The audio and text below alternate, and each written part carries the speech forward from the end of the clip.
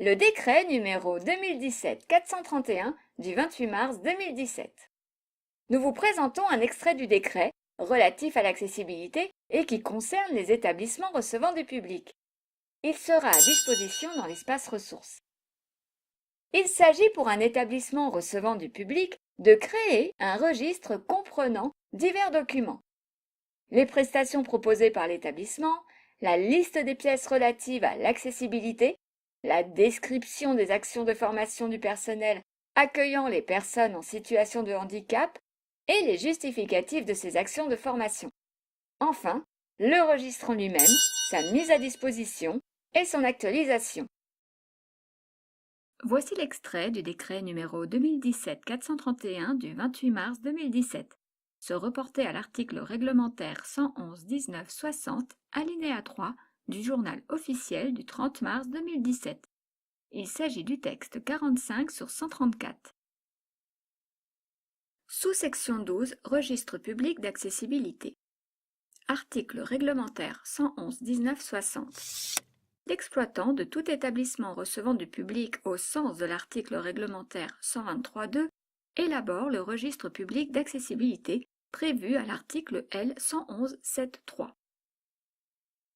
Celui-ci précise les dispositions prises pour permettre à tous, notamment aux personnes handicapées, quel que soit leur handicap, de bénéficier des prestations en vue desquelles cet établissement a été conçu. Le registre contient, premièrement, une information complète sur les prestations fournies dans l'établissement. Deuxièmement, la liste des pièces administratives et techniques relatives à l'accessibilité de l'établissement aux personnes handicapées. Troisièmement, la description des actions de formation des personnels chargés de l'accueil des personnes handicapées et leurs justificatifs. Les modalités du registre portent sur sa mise à disposition de l'ensemble du public et sur sa mise à jour régulière. Pour les points d'arrêt des services de transport collectif relevant du régime des établissements recevant du public et qui sont soumis aux dispositions de l'article L. 111.7.3, le registre public d'accessibilité peut porter sur l'ensemble d'une ligne ou d'un réseau.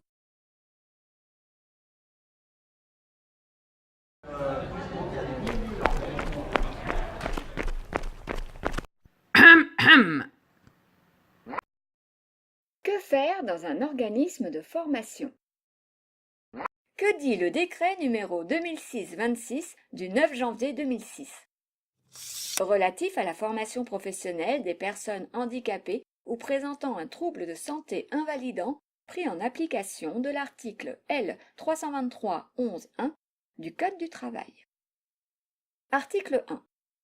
Les organismes de formation mettent en œuvre au titre de la formation professionnelle continue un accueil à temps partiel ou discontinu, une durée adaptée de formation et des modalités adaptées de validation de la formation professionnelle pour les personnes handicapées.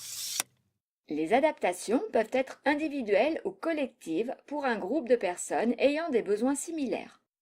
Elles portent également sur les méthodes et les supports pédagogiques et peuvent recourir aux technologies de l'information et de la communication. Elles sont mises en œuvre sur la base des informations fournies par la personne handicapée, par le service public de l'emploi et par les organismes de placement spécialisés dans son parcours d'accès à l'emploi, ainsi que par la Commission des droits et de l'autonomie, et par les organismes participant à l'élaboration de son projet d'insertion sociale et professionnelle. L'adaptation de la validation de la formation professionnelle porte sur les aménagements des modalités générales d'évaluation des connaissances et des compétences acquises au cours de la formation. Ces aménagements sont mis en œuvre par les organismes dispensant des formations professionnelles et les institutions délivrant des diplômes, titres professionnels ou certificats de qualification professionnelle, notamment par l'évolution de leur propre réglementation.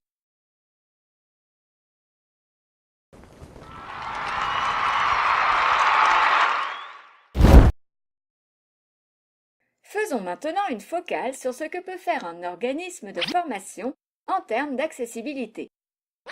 Pour résumer, on peut classer 5 types d'adaptations possibles. Une adaptation des rythmes et des temps de formation, une adaptation des modalités pédagogiques, des contenus, des supports et des outils, des aménagements des règles générales d'évaluation des connaissances et des compétences acquises au cours de la formation, un aménagement de l'environnement, enfin, un aménagement de la structuration de l'équipe pédagogique. Il s'agit là d'un préalable à poser pour anticiper l'accueil le plus en amont possible. Que pouvons-nous faire ou pas, comment évaluer et quels réajustements devons et pouvons-nous mettre en place? Au préalable, il est fondamental d'informer l'équipe pédagogique en accord avec la personne en situation de handicap afin que chacun prenne le temps de mettre en place les adaptations nécessaires. Il est préférable également d'informer le groupe classe sans stigmatiser la personne concernée. Lorsque les apprenants savent que le handicap est pris en compte dans leur établissement, via une communication générale adaptée, cela facilite les rapports entre apprenants. Cela participe à l'évolution des représentations sociales. Centre ressources DirectID, 35 rue Georges Bonnet, 26 000 Valence. Animation réalisée par Clouzy, clouzyweb.com. Voix Nora Zanoun. Graphisme Magali Rodriguez. Sous-titrage Magali Deval.